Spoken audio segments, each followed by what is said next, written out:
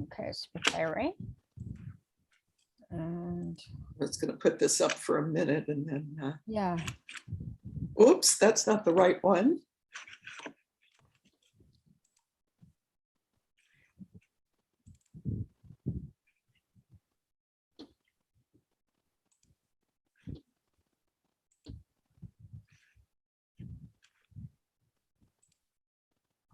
It's going to the wrong one.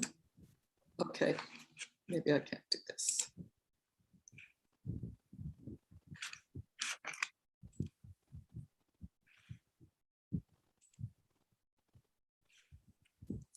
Nope. insisting on coming up.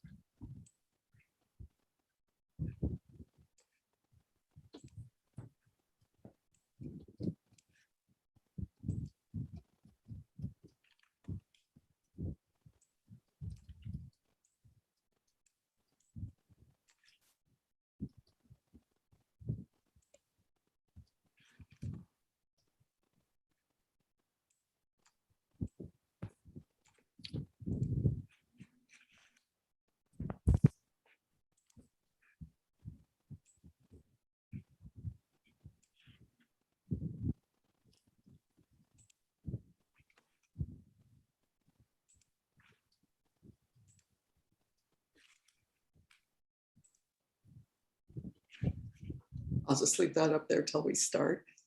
Okay.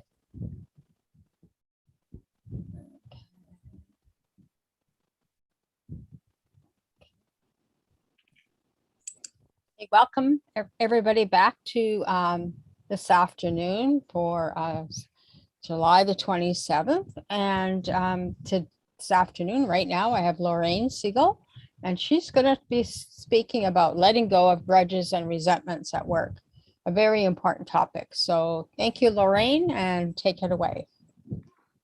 Well, thank you so much, Mary Lynn, for inviting me to speak here. And I'm so glad to be here with all of you and speak about this important topic. And I just wanted to start by inviting everyone to take a deep breath. You might have been running around to get to this presentation, or if you're listening to it later, to be able to turn on the recording. You're all welcome, and I'm glad you're here. And I wanted to start by talking about how I got involved with forgiveness and letting go of grudges at work. I am a conflict management coach, trainer, consultant, and none of my training involved anything around forgiveness or letting go of grudges at work. But I'd had my own spiritual path that I'd walked, where I realized how in my family I'd grown up just unfortunately nourished on grudges and resentments. And they made me feel bad. And I was unhappy and miserable and felt victimized by everything. And I wasn't happy. And so I started walking my own path of forgiveness. And I felt when I let go of these resentments, when I let go of grudges, I felt so much better and lighter. It was as if I had released 1,000 pounds of psychic weight. So when I had a very difficult work situation myself, a toxic environment where I was bullied and mobbed, and I did everything I could to fight back, to take care of myself, to make things better. And I ended up having to leave. But one of the things I realized was that if I was burning with so much resentment and holding so much against all these people, that my heart was going to shatter into a million bitter pieces. And I wouldn't be able to leave and heal and go on. So and it helped. It wasn't enough for me to stay. I had to leave, and I did. But it really impressed upon me what a huge and important task this was. So when I started my own business, which is called Conflict Remedy, it's for coaching and consulting and training around conflict, and I work with individuals and organizations, I quickly realized that my clients were never going to be able to resolve their conflicts if they didn't let go of grudges. It's incompatible with the kind of work that's involved. So I started incorporating that work with my clients. Not all of them needed it, but many of them did. And it made a huge difference to the kinds of miracles that we were able to bring about for them. So that's sort of where I come from around this. And I also want to say to you, and I'm going to repeat this several times during the presentation, that forgiveness isn't something you can will. Letting go of a grudge or resentment isn't something you can will. It's a process. And if what I'm saying makes you feel uneasy, or you're feeling like, I couldn't possibly do that, or why is she even talking about this? I just want to encourage you again to take a breath, to only take in what's useful to you. And if you need to put your fingers in your ears and say la, la, la at some of it, that's okay too. And to truly be gentle and not do what I call shoulding on yourself. That's sort of the background. And if this process doesn't feel right to you, just let the words roll off across. They don't even have to go in your ears, just roll off across the top. So I want to talk about, and here I'm going to share my screen, so it just takes a little minute. Oops, it's not, that's all right.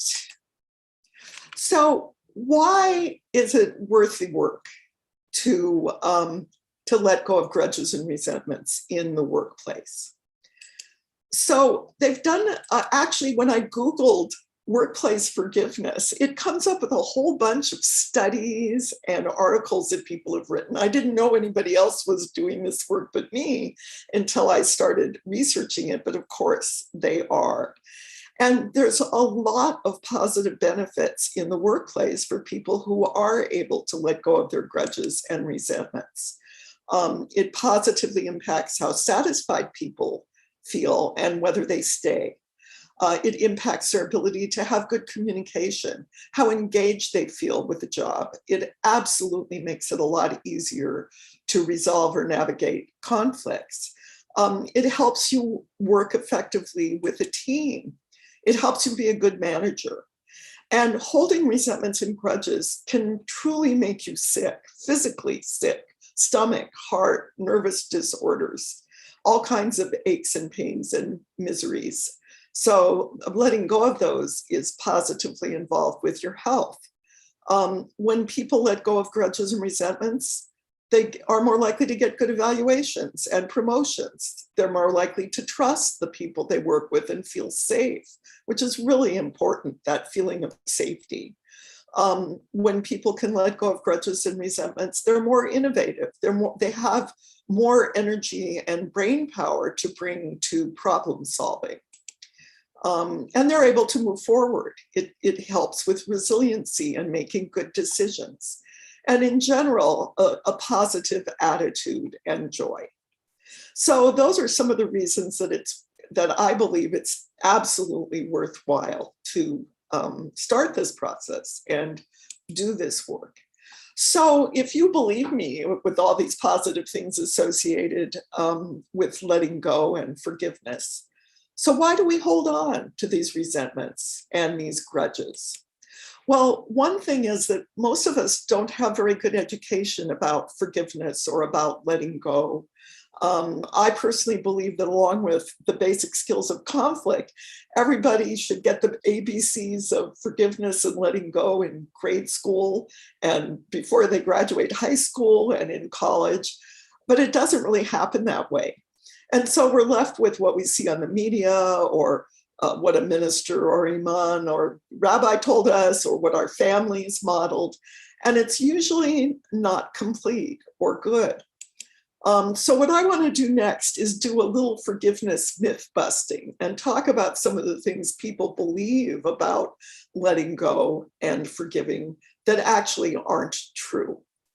So forgiving, letting go, doesn't mean you forget what happened. And it doesn't mean that you approve of what they did or you condone it.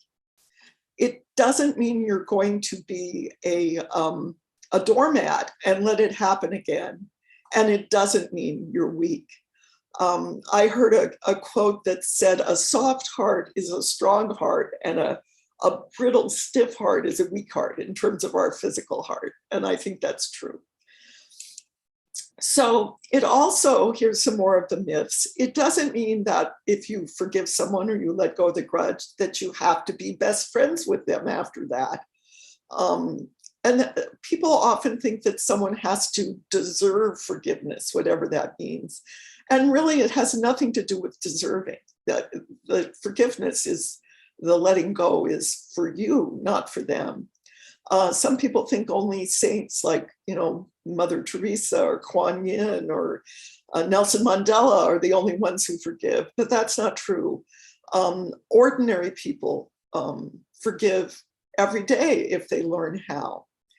And we also think that, well, some people are just forgiving, or some people know how to do that and others don't.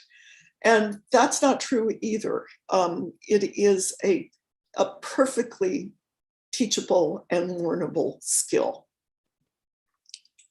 So there's a lot of people think there's a rule that you can only forgive someone or only let go after someone apologizes. And that's not true. You don't need an apology to let go of the grudge that you're holding. And if someone does make an apology, it doesn't mean you have to forgive them. And a lot of people think you're supposed to pay lip service to forgiveness, like, well, I forgive you, when you're saying, I'll never forgive you inside. And so that one isn't necessary either. And perhaps the biggest myth of all is that some things are unforgivable. What he did was unforgivable. And absolutely, we feel that way, or it is that way for us. And nobody's saying you have to let go. But I personally know someone whose father was killed by a bomb in the Troubles in Ireland, in Northern Ireland. And she forgave the man who made the bomb that killed her father. And not only forgave him, her name's Joe Barry, but she got to know him. And they've started doing forgiveness work together all over the world, which is pretty darn amazing. So that doesn't mean you have to forgive anyone, but I don't know what I would do if someone murdered someone I loved, if I would be able to forgive them or not. But obviously some people have been able to do it. So you can choose to let go of anything if it's important enough to you and you're willing. And there's also myths about self-forgiveness. We think if I forgive myself, if I let go of this judgment against myself, I won't get anything done, or I don't deserve it, or whatever. And that one's not true either. So what is forgiveness and letting go really, if it isn't any of these things that are a myth? Well, I like to talk about some quotes that I love. Forgiveness is letting go of the hope of a better past. That's a quote by Jack Kornfield, the Buddhist teacher. And I think that's really wise. Another quote I love is from a book called Courage to Change. And the quote is, instead of thinking of forgiveness as a gavel, which I pound to pronounce someone not guilty, or an eraser that I use to wipe a whiteboard clean, I think of forgiveness as a scissors. I use it to cut the cords of bitterness and resentment that bind me to a past hurt or problem. And I actually love that visualization of thinking of that, what this resentment, what this grudge is all these, and I sometimes think of it needing a big gardening shears, not just a scissors, because it's all these cords between me and this person, whether they know it or not, or me in that situation. And when I can cut them, I set myself free. And another quote I love, I don't know who said it, but forgiveness is a gift we give ourselves. It really isn't about the other person, about what they did, what they said. It's a gift we're giving us so we can have a peaceful heart. And another quote, forgiveness is a choice we make so our hearts can heal. And I'll just tell you that it's funny that this quote is from a really trashy romance novel that I read. It was the only line I really liked in the whole novel, but I thought it was so beautiful about forgiveness. So if you Google her, you'll find a romance novelist, not a forgiveness teacher. But it is a choice that we make so our own hearts can heal. You know, I met a woman once who had been through a very bad divorce 20 years before the conversation I had with her. And she was absolutely frozen in bitterness and resentment. And, you know, it sounded like the man had done despicable things, that he had betrayed her, that he had been unfaithful. But for 20 years, she had not moved on. She was holding that resentment and bitterness in her heart. And I just thought it was so sad, because just think what she could have done in those 20 years. She could have found a new love. She could have raised a child. She could have done a whole bunch of things. And that's why I always think, no matter what they did, that if we can make that choice to let go and forgive so we can heal and we can move on, we're so much better off. So how do you know if you might already have an idea if you're holding a grudge? But I wanted to give you some warning signs that show that if you're willing and ready, and again, no one can make you give up a grudge or a resentment. No one can force you to forgive, and it doesn't work. But it's good to pay attention to what some of the warning signs are that you might want to look at this work for your own well-being. So here are some of the warning signs. If you repeat the same bitter stories over and over and over and over and over. Now, I still have things happen that make me really angry sometimes. And I generally, I call it's a two-rant resentment. So I need to rant to two of my friends about it and get it all out. And then I'm often willing to let go. I recently had one with a family member, and I was so distraught and upset and mad and resentful. It was more like a 6 or 7 rant resentment. So I had to, you know, I talked to a bunch of people, but after this 5th one, I said, okay, I'm not, this isn't helping me anymore. So at that point, I knew I needed to let go. So if you're telling these same bitter stories over and over, that's a sign that you might need to let go. Also, if you're lingering in a happier past and you're bitter about the present. Oh, back when everything was good. You're not recognizing, I believe, at least when I do that, I'm not recognizing the gifts of the present, of what miracles are waiting for me, of all the blessings that I have in my life. And there's always some, even during periods when my life has been very difficult.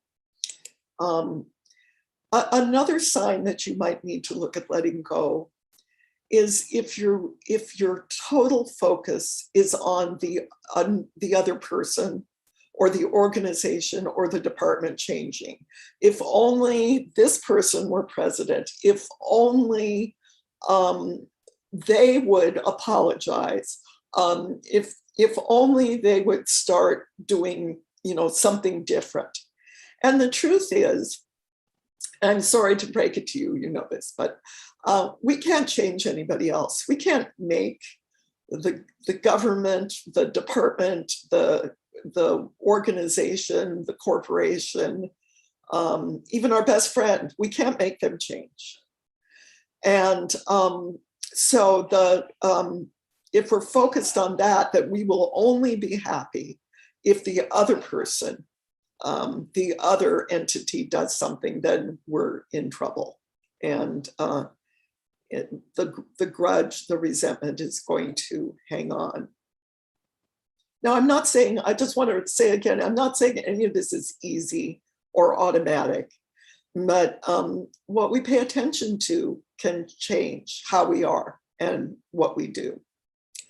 So if you're feeling another sign that you may need to work on letting go of a grudge or resentment, if you feel filled with, this is about self-forgiveness, if you feel filled with guilt, shame, and self-blame, you keep beating yourself up over and over, this is a sign that you need some self-forgiveness.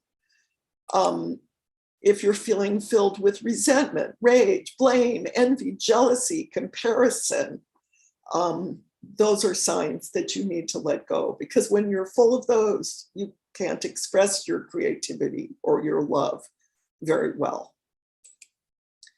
And in general, what I'd say is when you're holding on in a major way to a grudge or resentment, whether it's at work or anyplace else, you're stuck and you can't let go. And none of these make you a bad person. They only make you human. We all do this. It is part of being human. It's just that we can choose to work on changing.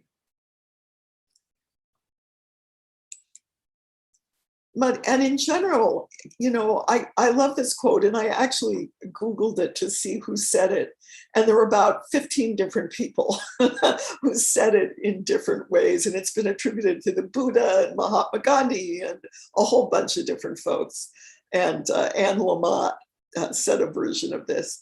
But resentment is like drinking poison and expecting the other person to die. So just think about that. I hate you. I'm going to drink this poison, glug, glug, glug. I'm the one who has the poison running through me. It doesn't hurt the other person at all. They don't even know I'm doing it half the time, or it could leak out sideways and make problems for me. And the other way I like to think about this is that, yes, those are potatoes. And just think about if you took these potatoes and you put them in a Ziploc bag and started carrying them around. For a day, they'd be fine, right? You could take them out and bake them or boil them, and they'd be a nice addition to your meal. But what happens if you start, if you continue carrying it around? What would happen after a week? The potatoes would start getting little eyes and sprouts, maybe. How about if you carried those potatoes around for a month? They'd start breaking down, right? And getting mushy and liquidy. And if you carried them around long enough, there would just be this awful, smelly, toxic sludge in the bottom of your Ziploc bag that would probably start leaking over everything.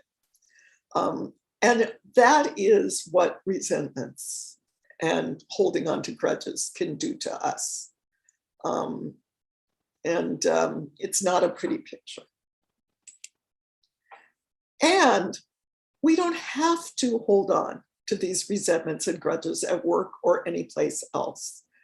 All of us, everyone who's listening to this, you deserve to feel better if you're holding on to grudges or resentment, and you can learn how. So, how do you start? If you're willing and ready to let go, even just a teeny bit, you don't have to be completely convinced. But how do you start? Well, the most important things are not completely knowing how, not being graceful or easy with it. It's just having the intention, okay, I don't want to feel bad. I'm willing to work on this. I'm willing to practice this. I'm willing to keep practicing this. I'm willing to be patient with myself, because the way that our brains work, we don't change right away. And we're not meant to do all this work alone. It's really important to get help. But if you're willing and persistent, it is absolutely possible.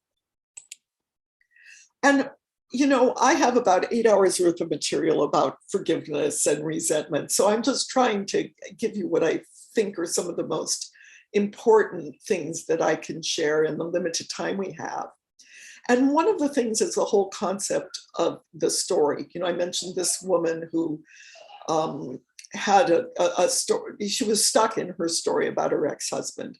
I've worked with clients who had a really robust, compelling story about how evil their boss was, or how horrible and racist or whatever another person was.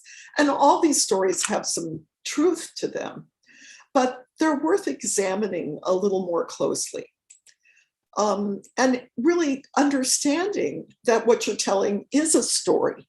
You're telling yourself that story. You're telling other people that story. It's not the only truth. So this is a little bit from Byron Katie and partly me, but you can start by asking yourself, is this story true? Am I sure it's true? How do I know? Because I've worked with two people who were in conflict. For example, I worked with two people who were going to be buying a smallish business, and they had a huge blow up, and the deal, they had the paperwork there, not signed. But they had a huge blow up and weren't going to sell it, and weren't going to buy it. And the current CEO hired me to see if I could help them. So I worked with them separately first. And they had such different stories about what was going on, what the other person had done. And I worked with them very gently to let them share their story, and then start looking at, was it true? And how would the other person see that story? And eventually I was able to bring them together because they made room for different stories.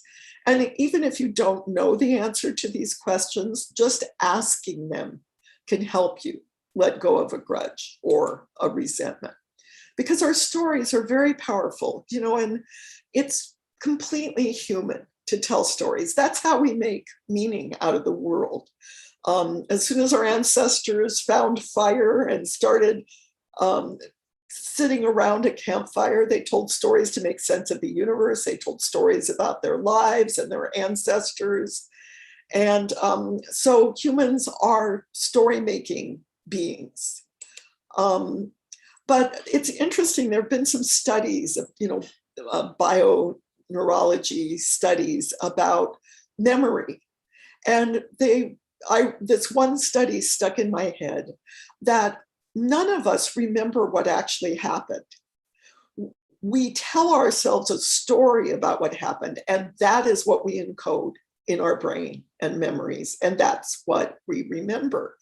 And to me, that explains so much about why eyewitness accounts are different, and why people think the other person in a conflict is lying, because they remember different aspects of the story and focus on those and hear different things. And since each of us has a different story, just recognizing that it is a story rather than the truth, even if it feels like the truth to us, someone else who's the hero of their story sees it completely different. And I find that such a powerful teaching to deal with resentments and also conflict in general. One of my early teachers about this concept is that I for a while, a long time ago, I was totally enthralled with samurai movies. I saw them in rep theaters before we had streaming opportunities. And one of the most amazing ones I saw is called Rashomon. And they even call it now the Rashomon effect, because what this movie did, and he was brilliant, the filmmaker, was he told the exact same story from three different people's perspective. And every time you watched the story once, you thought you understood what happened and who was the villain and who was to blame. And then you saw the story from a different person's perspective, and it was completely different. And it was mind-blowing. And just understanding that we do have different stories is really powerful for letting go of the grudge or resentment about what they did to you. I used to tell an example from a joke that my parents had told me actually about this, but then I was gifted with my own amazing story about this, about how you can change your story. I see a lot of clients on Zoom, and I was seeing the first session with a new client, and I made a mistake. I'd forgotten to invoice her. Usually I get people to pay ahead of time, but it was very compressed time and I'd forgotten. So we're doing this session. It seemed like she was getting a lot out of it. And then about 10 minutes before the session was going to end, she abruptly disappeared. And first I thought it was a technical problem. And so I'm waiting for her to come back on. And then I emailed her and nothing. I tried to text her, realized I only had her landline, nothing. And she didn't get back on the call and she didn't contact me. And oh my, did I have a story. I was beating myself up for not having invoiced her ahead of time, so at least I got paid. I thought, she ghosted me. How could she do this to me? Even if she didn't like what I was doing, how could she be so rude and unprofessional? And, I really had a big head of steam about it. And I invoiced her again, nothing. I finally just realized things like this might happen. I didn't like it. I felt disrespected, but I had to let it go.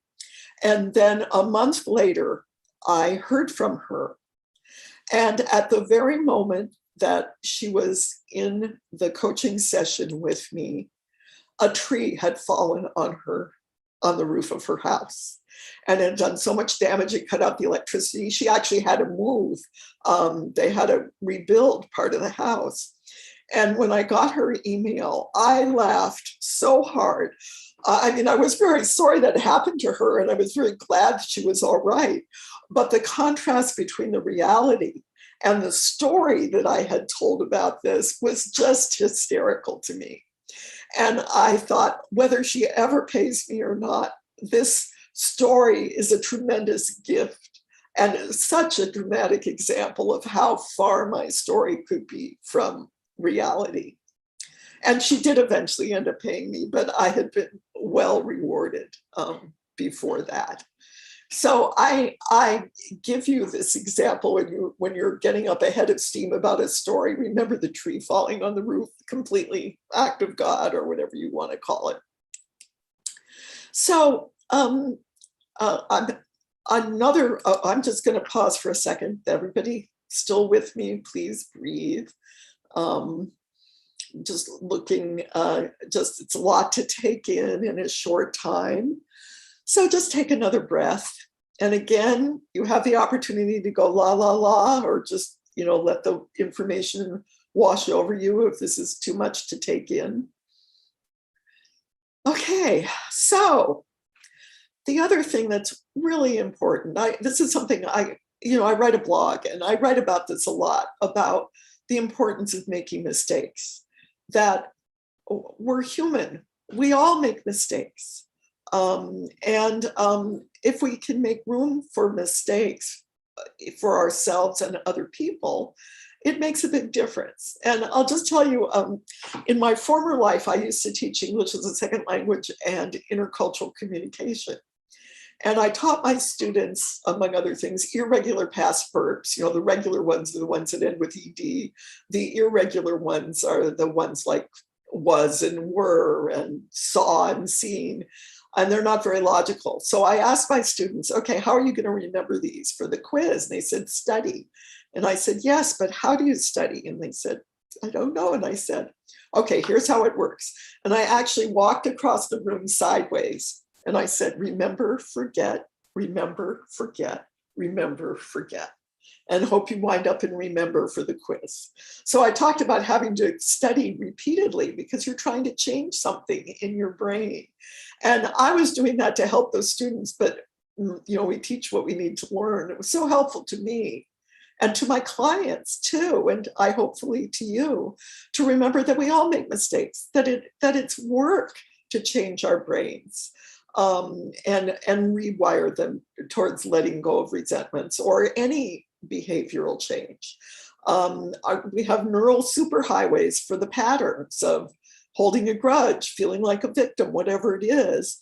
And then what I like to say is when we first start a different way of asking the questions about the story, it's like a little animal track in the woods. It's easy to lose and get off track. But if we keep walking on it, it can turn into a neural pathway. So if you're willing, if you're ready, how can you start letting go? And what I'd like to do is just think of a mistake. It could be a little mistake you made, like me not even forgetting to invoice my client and get the payment ahead of time, or a big mistake, but one that maybe you're sick of carrying around or you feel like you've been giving it too much attention. So just take a moment and remember one mistake you made so you can let yourself off the hook. Does everybody have one? Okay. So if you're ready, if you're willing, and again, if you're not, you can just save this for when it feels right. But I do think that I think that, at least I know for me, and it's helped my clients, that if we start with forgiving ourselves, of letting go for ourselves, that it makes it easier to be kind to other people. So if you're willing,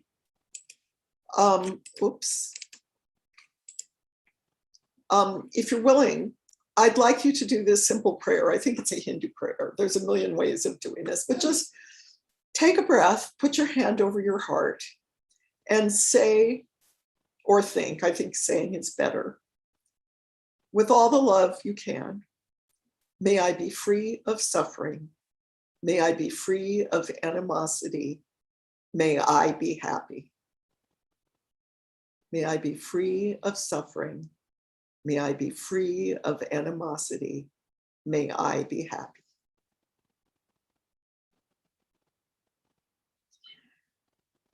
One more time. May I be free of suffering. May I be free of animosity. May I be happy. That really is what we all deserve.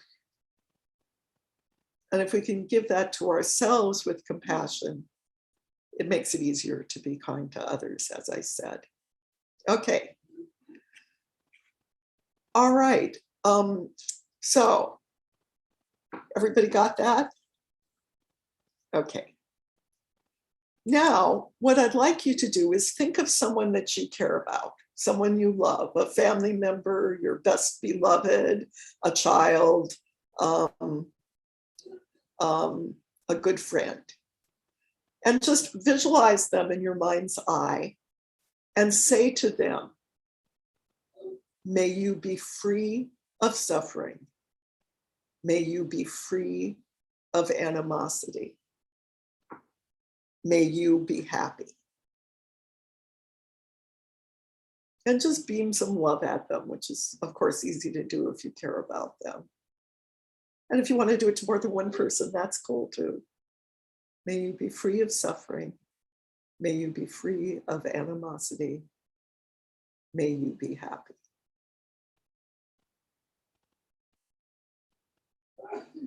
So how did that feel? Pretty good, huh? Okay. So now what I'd like you to do is, I know you can't see everybody at once, although if you do the little down arrow, you can see the other people on the call. And just to all the people who are in the Zoom call or who are watching this recording later, beam love and say the prayer to them.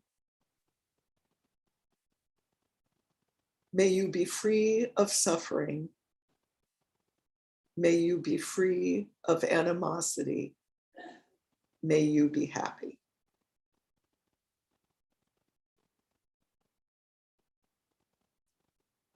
May you be free. May all of you be free of suffering. May all of you be free of animosity. May all of you be happy.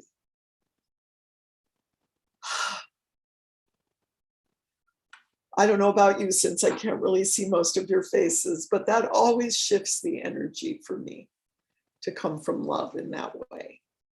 Okay, so now, big step. And just a reminder, there's no shoulds about this process. I know I have to rant and be mad at people before I can let go.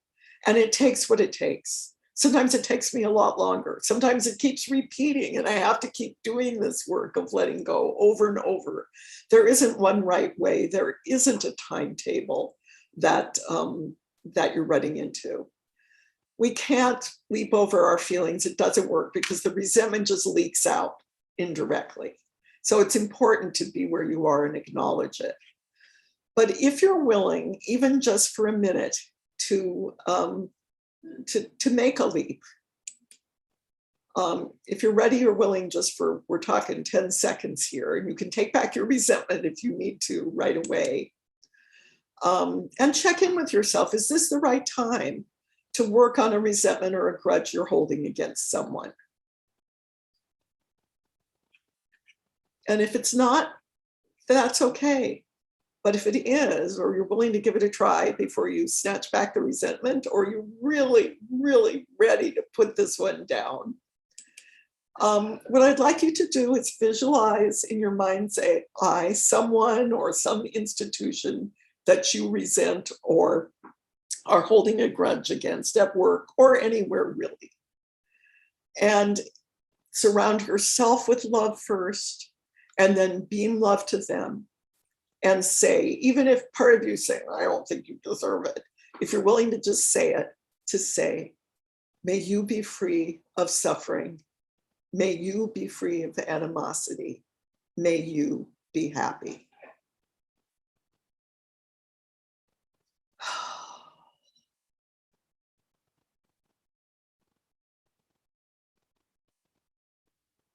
And if it felt really good and there's someone else you want to do it to, with, go ahead.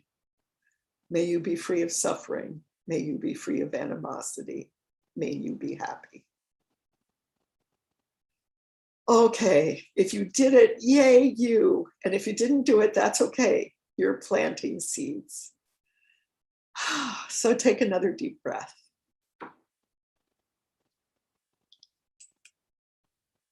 Okay, so, I like to talk about embracing a spirit of forgiveness, that we can start at any time.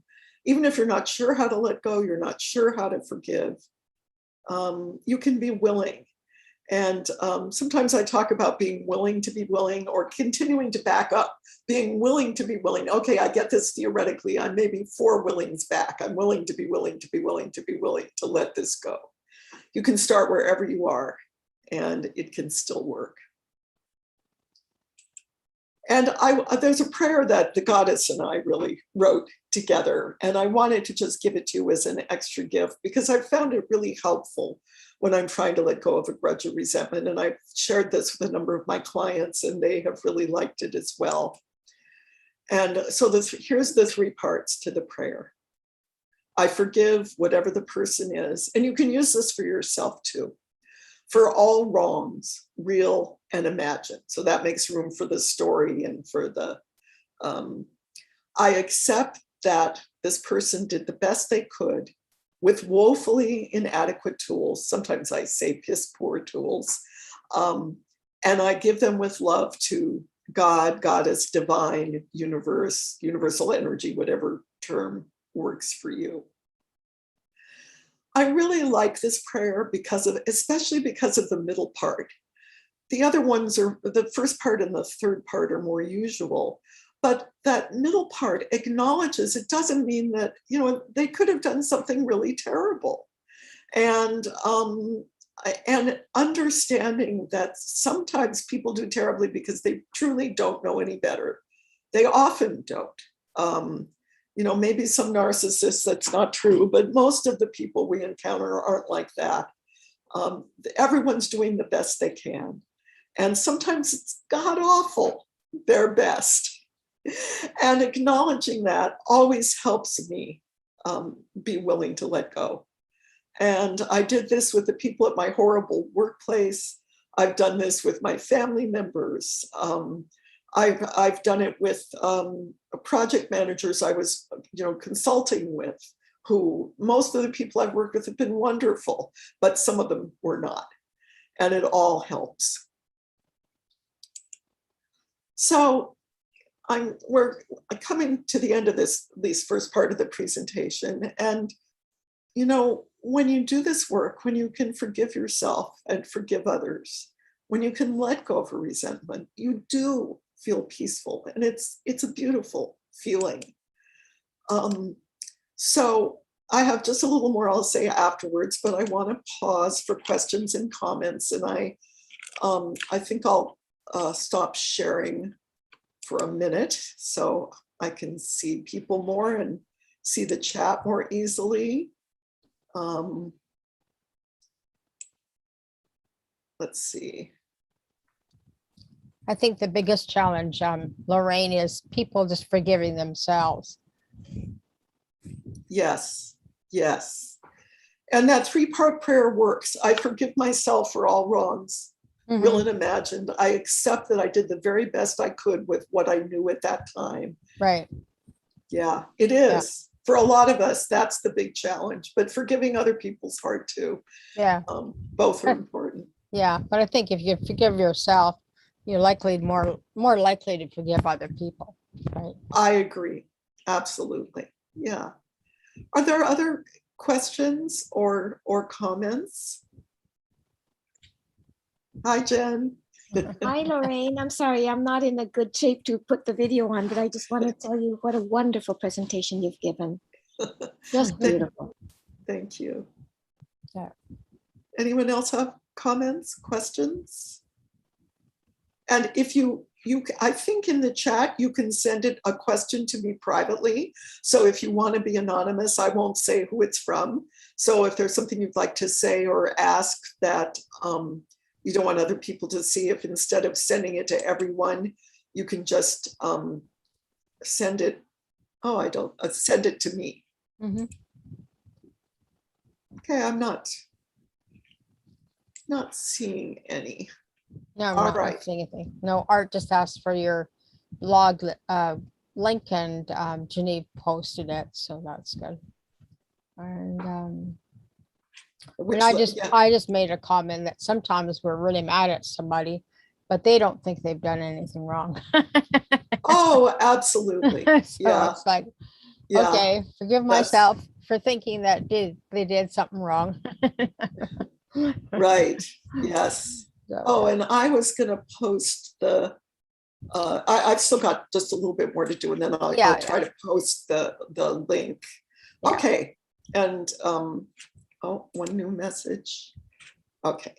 Someone's in a restaurant, so they can't. But yeah, by all means, post your free offer, whatever you have. Yes, it looks like it disappeared, so it's going to take me a minute to find it. But I was going to put it in the chat. But let me just, here's what it looks like. It's a bunch of things I wrote about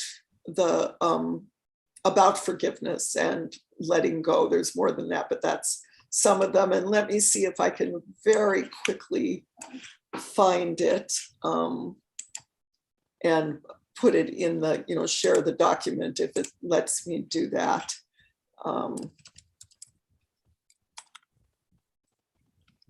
Lorraine's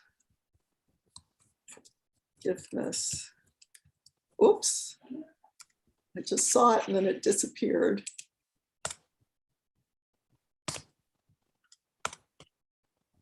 Okay.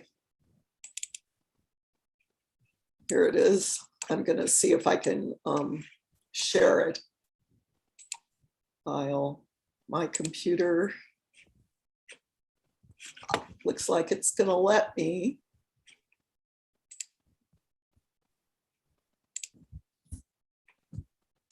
Except it's not letting me. Oh, date modified. Okay, I may not be able to do this. Hang on one more second, because I want to give you another chance to get those, because I